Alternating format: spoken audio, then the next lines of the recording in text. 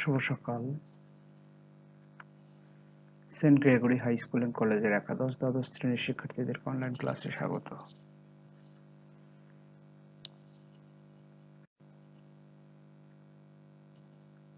শিক্ষক পরিচিতি: আমি মোহাম্মদ শামীম ইসলাম মঞ্জু, প্রভাষক বাংলা বিভাগ, Saint Gregory high school and college, ৮২ Lakshmibazar, Dhaka ১১০০।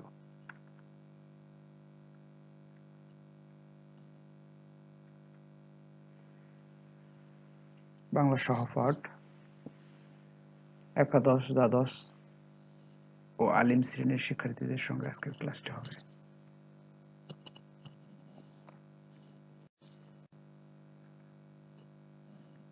প্রেষণা: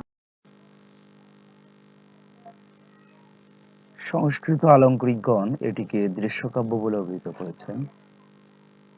সাহিত্যের সর্বাপেক্ষা প্রভাব বিস্তারকারী মাধ্যম। পাঠক বা দর্শক মনে এক গুরুত্বপূর্ণ আবেদন সৃষ্টি করে। গ্রিক দার্শনিক এরিস্টটল এর শ্রেণী ও বৈশিষ্ট্য তার বিখ্যাত পোয়েটিক্স গ্রন্থে বর্ণনা করেছেন। শিক্ষার্থী বন্ধুদের 4টি বৈশিষ্ট্য আমি তোমাদেরকে জানালাম। এর ভিত্তিতে বলো আজকের পাঠ কি হতে পারে।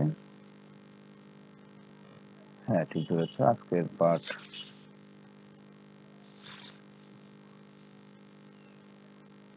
সহপাঠ থেকে নাটক সিরাজউদ্দৌলা।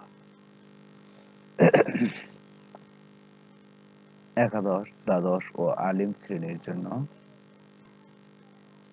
শিক্ষণফল: এ পাঠ শেষে শিক্ষার্থীগণ নাটকের কেন্দ্রীয় চরিত্রের ব্যক্তিত্ব বিশ্লেষণ করতে পারবে, নাটকের নেতিবাচক চরিত্র সমূহের মানসিকতা ব্যাখ্যা করতে পারবে, সিরাজদৌলা নাটকের সমাজ বাস্তবতা ব্যাখ্যা করতে পারবে, নাটকটি বিশ্লেষণ করতে পারবে।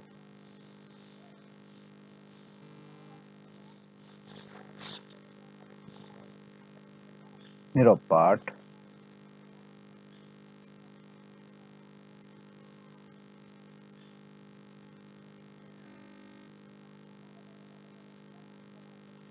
নাটক সিরাজদৌলা, নাট্যকার সিকান্দার আবু জাফর, 1918 সালে যার জন্ম, 5 আগস্ট 1975 সালে যার মৃত্যু।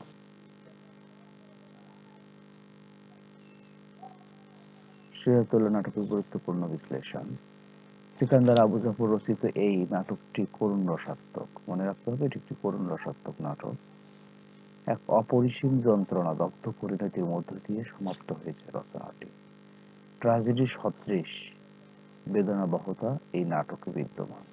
নাটকের কেন্দ্রীয় চরিত্র সিরাজের ব্যক্তিত্ব প্রজ্ঞা একইভাবে ট্র্যাজেডির শিল্পমনকে স্পর্শ করেছে।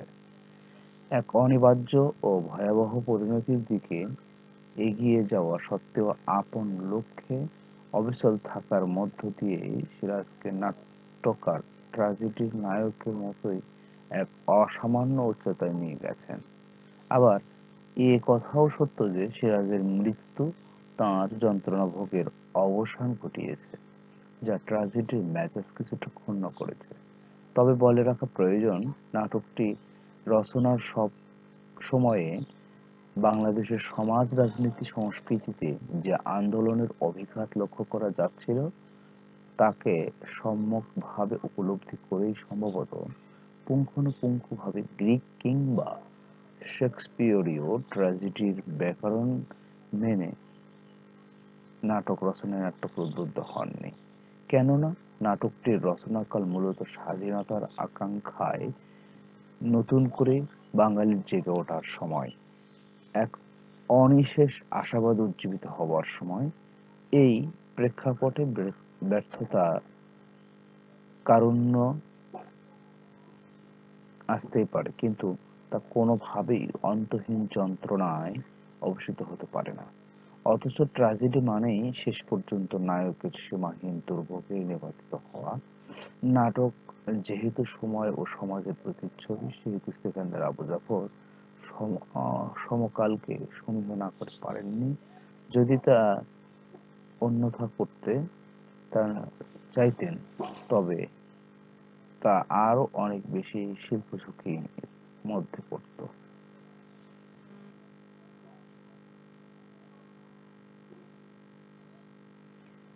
নাট্যকার উপলব্ধি করেছিলেন যে গ্রিক ট্র্যাজেডি নিয়তিবাদ একালে প্রধান প্রতিপাদ্য বিষয় নয়।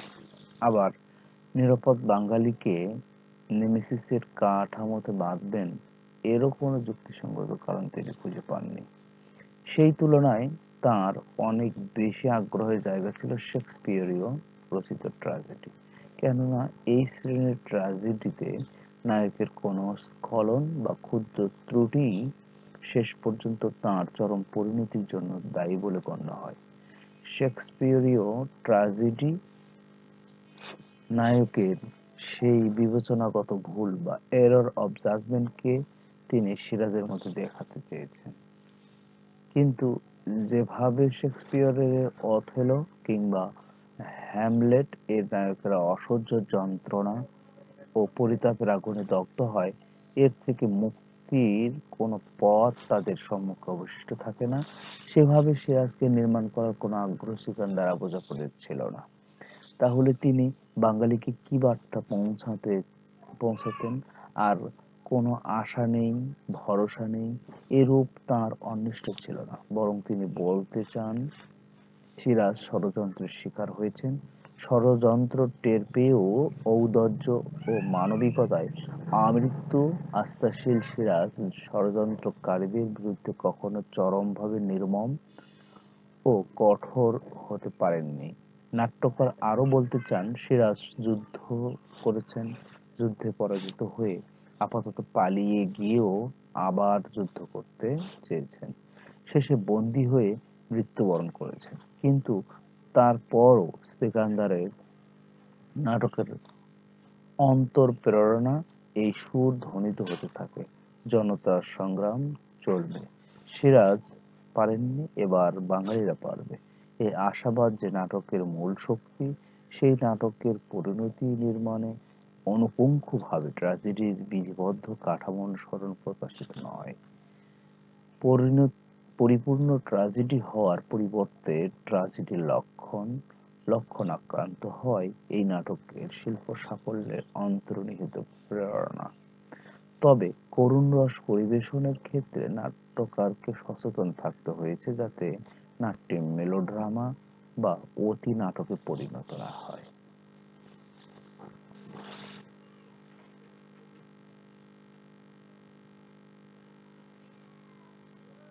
পলাশীর যুদ্ধের পটভূমি।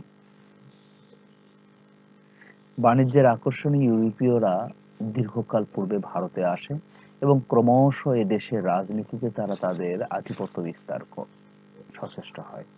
বাণিজ্যের কথা বিবেচনা করে বলা যায় যে এই অঞ্চলের পণ্য দ্রব্যের ব্যাপক চাহিদা ছিল সমগ্র ইউরোপে, বিশেষ করে ইংল্যান্ডে।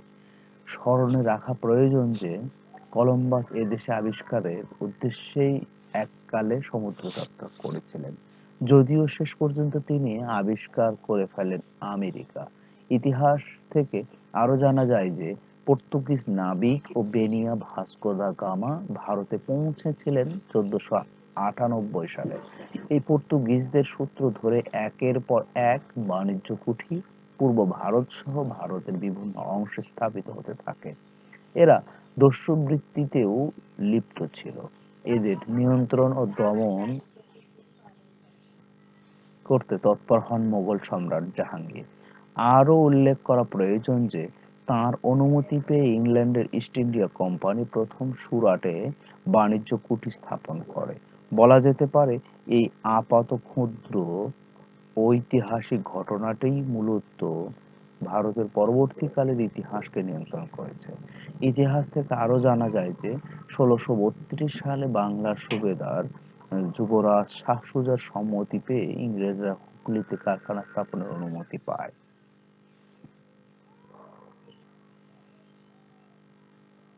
এর ওই ধারাবাহিকতায় 1698 সালে ইংরেজরা সুতানটি, গোবিন্দপুর ও কলকাতা গ্রাম ক্রয় করে এবং উল্লেখিত এই তিনটি গ্রাম নিয়েই পরে কলকাতা নগরী গড়ে ওঠে।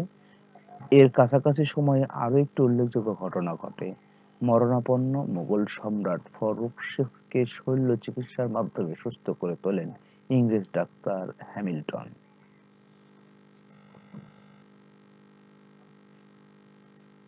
আর এরই পুরস্কার হিসেবে ডাক্তারের অনুরোধে ইংরেজদের এদেশে অবাধ বাণিজ্যের ফরমান প্রদান করেন সম্রাট, যা ইংরেজদের বিনা শুল্কে বাণিজ্য, জমিদারি লাভ, নিজস্ব টাকশাল স্থাপন, এমনকি দেশীয় কর্মচারীদের বিচার করবার ক্ষমতা প্রদান করে।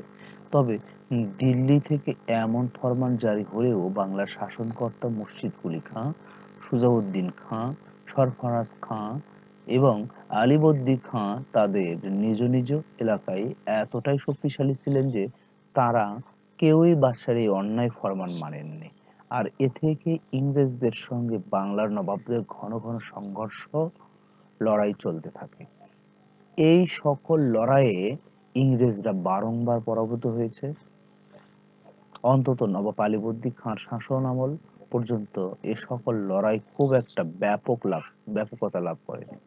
তবে তবে ভেতরে ভেতরে নানা রকম ষড়যন্ত্র চলছিল। কিন্তু পরিস্থিতির প্রয়োজনে অতি অল্প বয়সে সিরাজউদ্দৌলা সিংহাসনে আরোহণের পর থেকেই ইংরেজরা সিরাজের বিরুদ্ধে ব্যাপকভাবে একের পর এক লড়াই ও ষড়যন্ত্রে লিপ্ত হয়। ইংরেজদের এই ষড়যন্ত্রে সামিল হয় ফরাসিরাও, কেননা বাণিজ্য কুটি স্থাপনের সূত্র ধরে ফরাসিদেরও নানা রকম স্বার্থ বড় হয়ে দেখা দেয়। বাণিজ্যের সূত্রে প্রথমে ফরাসি ও ইংরেজদের মধ্যে রেষারেষি তৈরি হলেও পরবর্তী পর্যায়ে তারা একে অপরের সঙ্গে হাত মিলিয়ে সিরাজের বিরুদ্ধে গোপন ষড়যন্ত্রের জাল বিস্তার করতে সক্ষম হয়। এদিকে দিল্লির শাসন ব্যবস্থা সে সময়ে দুর্বল থাকায় মারাঠা বর্গী, পারস্যরাজ নাদির শাহ, আফগান শাসনকর্তা আহমদ শাহ আবদালী প্রমুখের আক্রমণে গোটা দেশ জুড়ে অস্থিতিশীলতা বিরাজ করছিল। এই পরিস্থিতির সুযোগে ইংরেজ ও ফরাসিরা তাদের চক্রান্ত বাস্তবায়নে অগ্রসর হয়। ইংরেজদের ষড়যন্ত্রের অংশ হিসেবে তারা দেশীয় স্বার্থপর লোভী বেনিয়া মুৎসুদ্দির সঙ্গে যোগাযোগ স্থাপন করে। দেশীয় এসব ব্যক্তির কাছে নিজেদের স্বার্থ সংরক্ষণই শেষ কথা ছিল। তাতে দেশের ক্ষতি হলো কি না হলো সে বিষয়ে কোনো চিন্তা ছিল না। এমনকি দেশের স্বাধীনতা বিসর্জনেও তার পিছপা হয়নি। বলা প্রয়োজন যে নবাব মুর্শিদ কুলি খাঁ কিংবা নবাব আলীবর্দী খাঁ কেউই তাদের শাসনামলে এসব পুঁজিপতি কিংবা বিদেশি বেনিয়াদের কোনো রকমের কোনো প্রশ্রয় দেননি। সিরাজউদ্দৌলা নবাব হওয়ার পর তিনিও একইভাবে পূর্বসূরীদের পদাঙ্ক অনুসরণ করেন। নবাব সিরাজউদ্দৌলা ছিলেন বয়সে তরুণ। তিনি ইংরেজদের বিরুদ্ধে সরাসরি যুদ্ধে অবতীর্ণ হন। তবে ফরাসিদের প্রতি তার প্রশ্রয় ছিল বলেও কোনো কোনো ইতিহাসবেত্তা মনে করেন।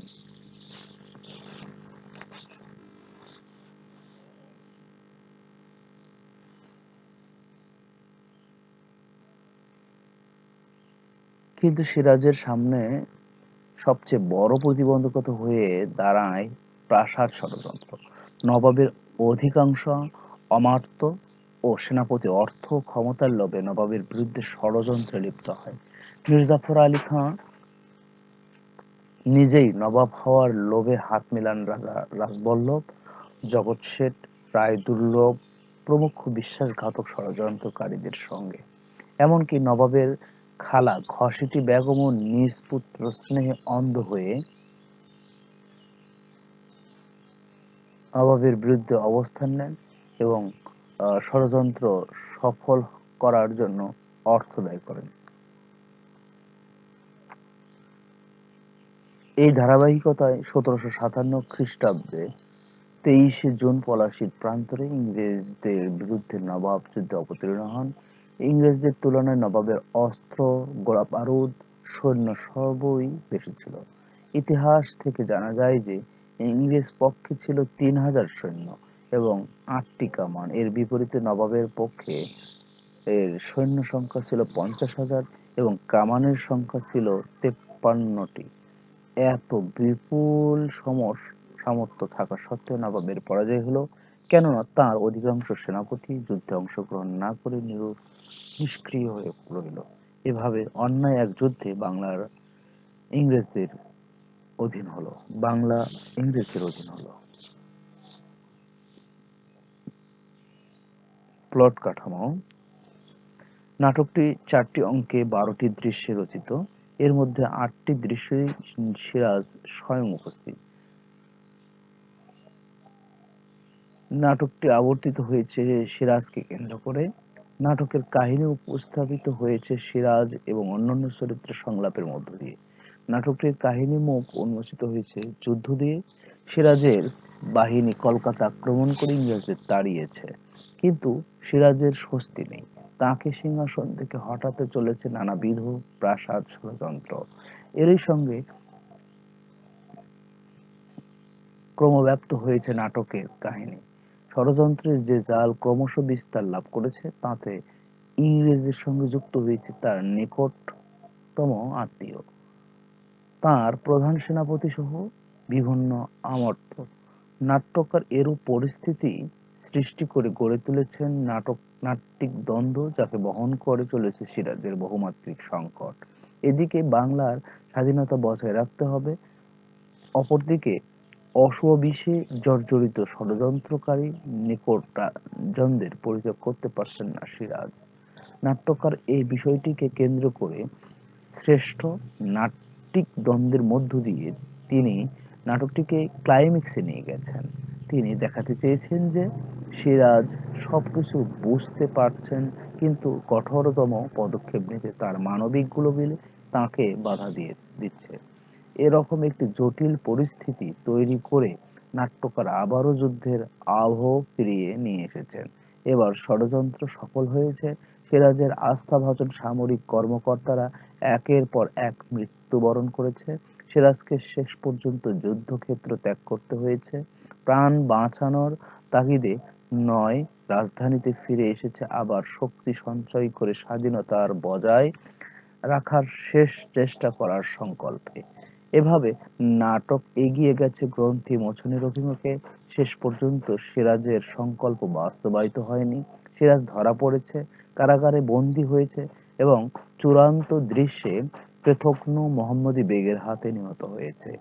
এক অপরিসীম বেদনায় পাঠক হৃদয়কে ভারাক্রান্ত করে নাটকটির পরিসমাপ্তি ঘটেছে।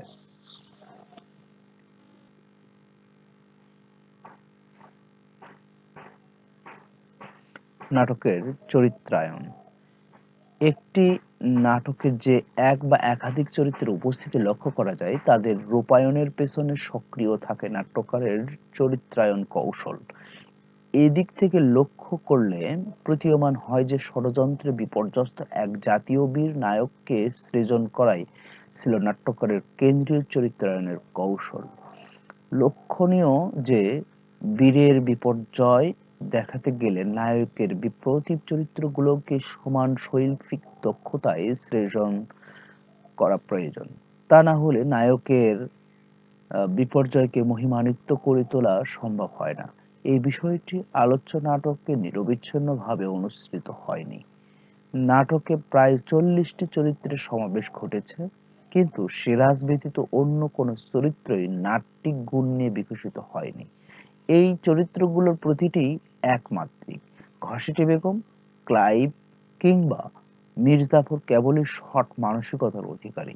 মীর মর্দান, মোহনলাল, রাইসুল জোহারা তথা নারায়ণ সিং কেবলই নীতিবান, শুদ্ধ মানুষ। লুৎফুন্নেসার কোনো ব্যক্তি স্বাতন্ত্র্যই পাঠকের চোখে পড়ে না, কিন্তু দোষে গুণে মিলেই তো মানুষ, যা এই নাটকে অনুপস্থিত। এই একমাত্রিকতার সমস্যা সিরাজের মধ্যেও বিদ্যমান ছিল।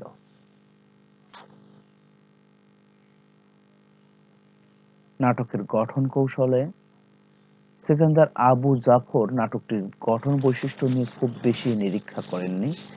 এমনকি দৃশ্যগুলো কিভাবে মঞ্চায়িত হবে তাও খুব স্পষ্ট ব্যাখ্যা করা হয়নি। প্রসঙ্গত স্মরণ করা যেতে পারে মুনীর চৌধুরী রচিত কবর নাটকের কথা, যেখানে আলোর ব্যবহার, মঞ্চের গঠন, পরিবেশ প্রভৃতি বিস্তৃত উপস্থাপন লক্ষ্য করা যায়। তবে ইতিহাস আশ্রিত নাটকের উপযোগী সংলাপ ব্যবহার সিরাজদ্দৌলার অন্যতম উল্লেখযোগ্য বৈশিষ্ট্য।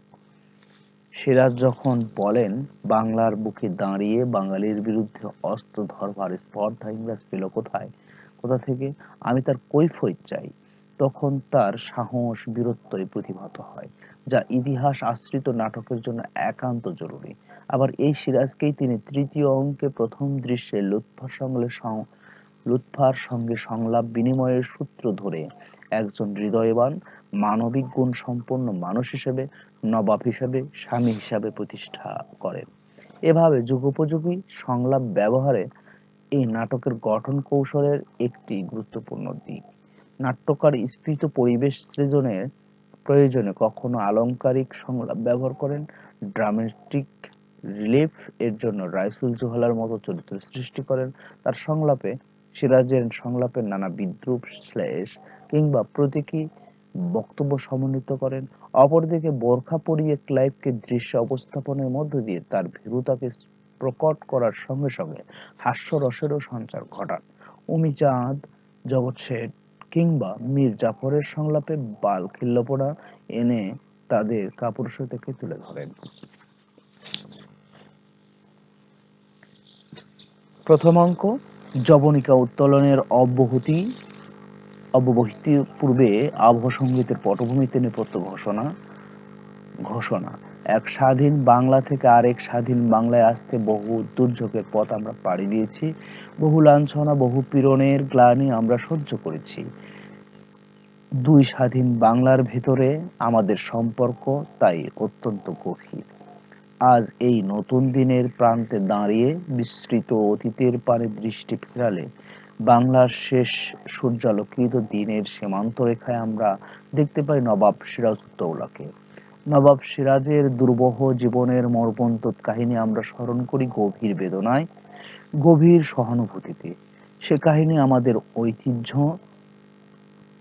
আজ তাই অতীতের সঙ্গে একাত্ম হবার জন্য আমরা বিস্মৃতির যবনিকা উত্তোলন করছি। 1756 সাল, 19শে জুন। প্রথম দৃশ্য। সময় 1756 সাল, 19শে জুন। স্থান ফোর্ট উইলিয়াম দুর্গ। শিল্পীবৃন্দ মঞ্চে প্রবেশের পর্যায়ে অনুসারে ক্যাপ্টেন ক্লেটন, ওয়ার্লি খান, জর্জ ফলওয়েল, উমি চাঁদ, মীর মর্দান, মানিক চাঁদ, সিরাজ, রায়দুর্লভ ওয়াটস। নবাব সৈন্য দুর্গ আক্রমণ করেছে। দুর্গের ভেতরে ইংরেজদের অবস্থান শোচনীয়, তবু যুদ্ধ না করে উপায় নেই।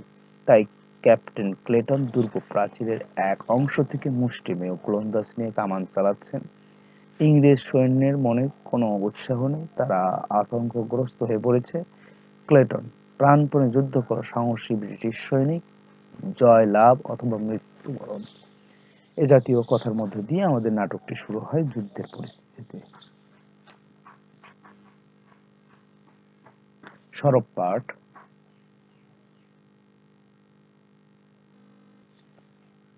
শিক্ষার্থী বন্ধুরা, গুরুত্বপূর্ণ বিশ্লেষণে তোমরা দেখতে পেয়েছো যে চরিত্র চিত্রায়ন কিভাবে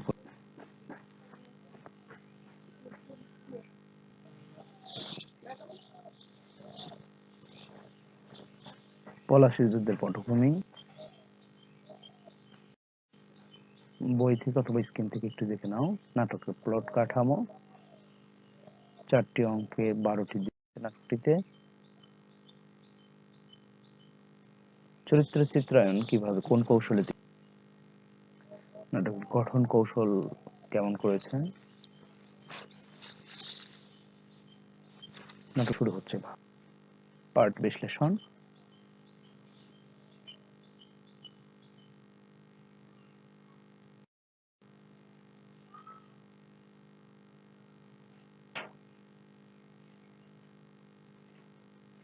সিরাজউদ্দৌলা নাটকের গুরুত্বপূর্ণ বিশ্লেষণ।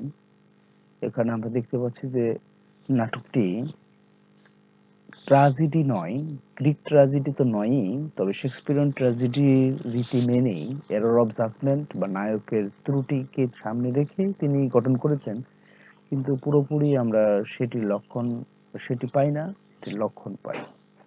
আর নাটকটি করুণ রসে রচিত হয়েছে।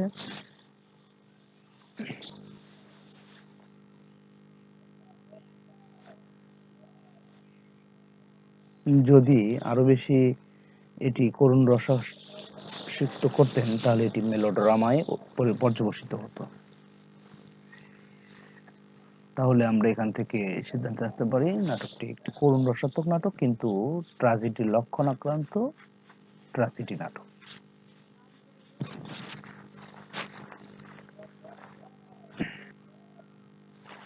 পলাশীর যুদ্ধের পটভূমিতে আমরা বিশেষভাবে লক্ষ্য করি যে শুধু সিরাজউদ্দৌলা পলাশীর যুদ্ধের একটি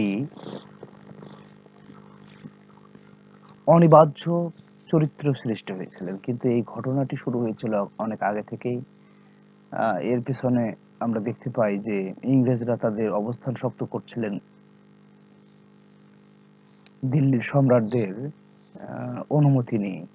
তারা সেখানে বাণিজ্য কুটি স্থাপন, জায়গা ক্রয়, স্থানীয়দের বিচার, নিজস্ব টাকশাল ব্যবস্থা স্থাপন, এসবের মধ্য দিয়ে তারা নিজেদেরকে শক্তিশালী করেছে। কিন্তু নবাব সিরাজউদ্দৌলা যখন কিনা নবাব হয়েছে, তখন তিনি বয়সে নবীন এবং তার বিরুদ্ধে তারা মাথা তুলে দাঁড়ানোর জন্য একটি শক্তি পেয়েছে প্রাসাদ ষড়যন্ত্রের কারণে, এবং তারা সফল হয়েছে। 1757 সালে এক হাস্যকর যুদ্ধের মাধ্যমে বাংলার স্বাধীনতা ইংরেজদের হাতে অস্তমিত হয়। নাটকটির প্লট কাঠামোতে আমরা দেখতে পাই নাটকটি 4টি অঙ্কে, আমরা জানি ট্র্যাজেডি সাধারণত শেক্সপিয়ারিয়ান ট্র্যাজেডি বা গ্রিক ট্র্যাজেডি 5টি অঙ্কে বিভাজিত, কিন্তু এখানে আমরা দেখতে পাচ্ছি 4টি অঙ্কে 12টি দৃশ্য সাজানো হয়েছে, এবং নাটকের মধ্যে 8টি দৃশ্যেই নবাবের সরব উপস্থিতি, সেই তুলনায় অন্যান্য চরিত্রগুলো ততটা প্রস্ফুটিত নয়। চরিত্রায়নের ক্ষেত্রে আমরা দেখতে পাচ্ছি নবাব সিরাজকেই বেশি প্রাধান্য দেওয়া হয়েছে, অন্যান্য চরিত্রগুলো ততটা বেশি প্রভাব বিস্তার করতে পারেনি দর্শক মনে।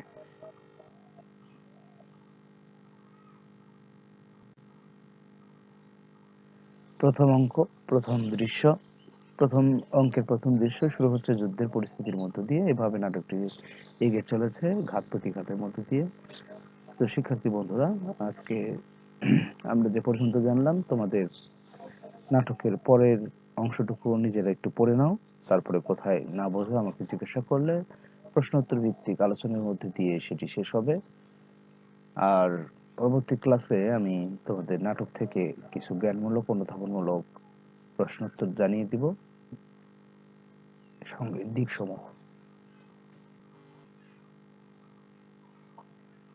শ্রেণীর কাজ, প্রিয় শিক্ষার্থী বন্ধুরা, ট্র্যাজেডি কাকে বলে সিডাব্লিউ খাতায় লিখো।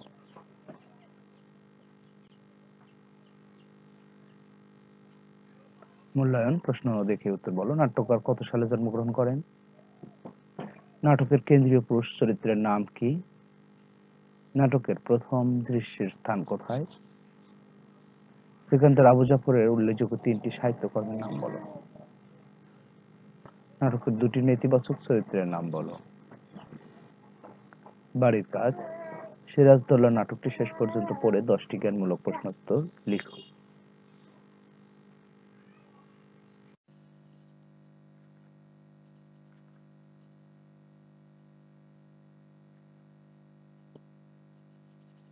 একটি ভালো বই হাজারো বন্ধুর চেয়ে উত্তম।